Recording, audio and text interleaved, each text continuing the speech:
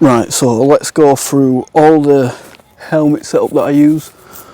So we're going to start off with the chin mount. So there's a website, oh wrong side, there's a website called Chin Mounts.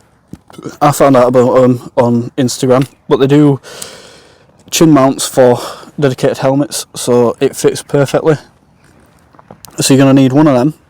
You're obviously going to need all this stuff, your camera and a lavalier microphone. So I use a microphone that I found on Amazon. It's called a Purple Panda.